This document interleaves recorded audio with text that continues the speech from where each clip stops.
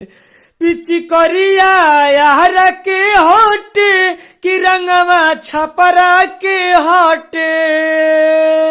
Peachy करिया आहरा के होटे कि रंगवा छपरा के हट।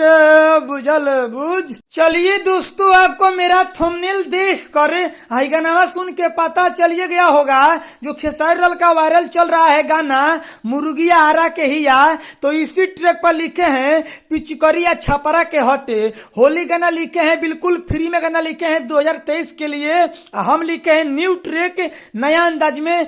खेसारी लाल के ट्रैक पर सेम नहीं मिलेगा, तो म्यूजिक बनवा कर गाना को गाइएगा। तो होली गाना लिखे हैं बिल्कुल फ्री में गाना। अगर आप सिंगर हैं तो इस गाने को गा सकते हैं, रिकॉर्डिंग करवा सकते हैं, बिल्कुल फ्री में गाना लिखे हैं। तो चलिए गाना को स्टार्ट कर रहे हैं। गाना को स्टार्ट करने से पहले चैनल पर नए हैं तो सब्सक्राइब कर दीजिए, लाइक कर दीजिए। चैनल पर नए हैं तो यार सब्सक्राइब कर ही दो, करते नहीं हो आप लोग। स्क्रीन पर देखिए, लेट्स गो। चलिए दोस्तों, ये मुखड़ा है, हम मुखड़ा को गा रहे हैं। डोलो तू हमारा के रंगवा हो, बाटे भभाते हम रंगवा हो, ये हो।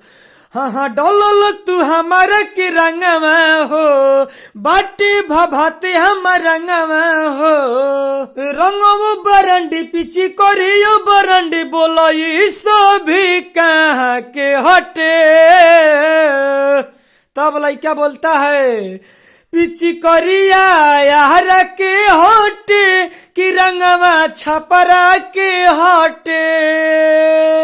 पिची करिया आहरा के होटे कि रंगवा छपरा के हट। बुझल बुझ। चलिए दोस्तों, ये पहिलका अंतरा है, हम पहिलका अंतरा को गा रहे हैं। पहले लड़की बोलती है, होली के फायदा तू कैदा से उठाव, ऐसे बरियारी पिचकारी न सटाव। हो होली के फायदा तू कैदा से उठाव, ऐसे बरियारी पिचकारी न ठेकाव। तब लड़का बोलता है, हलाल हो जाई बवाल हो जाई, जगहे जगहे तोहर लाल हो जाई। तोहरा हो साथ में दू गो हीरो, हिंसम बोला कहाँ के हड़े। तले सुन, पवन भैया यार के हवे, खेसारी भैया छपरा के हवे। पिची करिया आहरा के हट कि रंगवा छपरा के हट। बुझल। चलिए दोस्तों, ये दूसर का अंतरा है, हम दूसर का अंतरा को गा रहे हैं। महंगा तू लहंगा हमारे लेटवैला, जिला जवाहर से तू रंग डलवैला।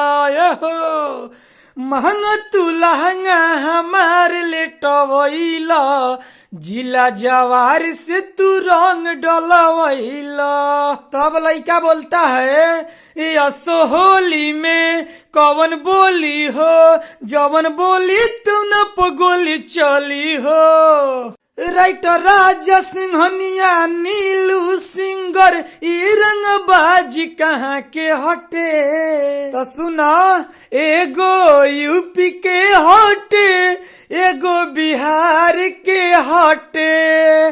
पिचकरिया आहरा के हटे कि रंगवा छपरा के हट। चलिए दोस्तों, गाना समाप्त हो गया है। अब मेरा बतिया को ध्यान से सुन लीजिए। अगर आप सिंगर हैं, इस गाने को गाना चाहते हैं तो गा सकते हैं, रिकॉर्डिंग करवा सकते हैं, बिल्कुल फ्री में लिखे हैं, पहले ही हम बताए थे। लेकिन अगर इस गाने को गा रहे हैं तो इसमें मेरा नाम डाल दीजिएगा गीतकार में, राइटर राजा सिंघनिया, इस गाने को गा सकते हैं। बहुत सारे सिंगर क्या करते हैं कि नाम नहीं डालते हैं, तो भाई ऐसा मत करिए, किसी का क्रेडिट आप मत लीजिए। अगर आप सिंगर हैं, मेरा लिखा हुआ गाना गा रहे हैं तो उसमें मेरा नाम डाल दीजिए, इस गाने को गा सकते हैं, रिकॉर्डिंग करवा सकते हैं, कोई दिक्कत नहीं है। चलिए विशेष नहीं बोलेंगे। अगर आप इनसे भी बढ़िया, इनसे भी बेस्ट कोई गाना लिखवाना चाहते हैं, स्क्रीन पर मोबाइल नंबर है, कॉल करके आप हमसे पर्सनली गाना लिखवा सकते हैं। इनसे भी बढ़िया, इनसे भी बेस्ट। चलिए विशेष नहीं बोलेंगे। चैनल पर नए हैं तो सब्सक्राइब कर लीजिए, लाइक कर दीजिए। अगली वीडियो मिलेंगे, इसके लिए बाय बाय।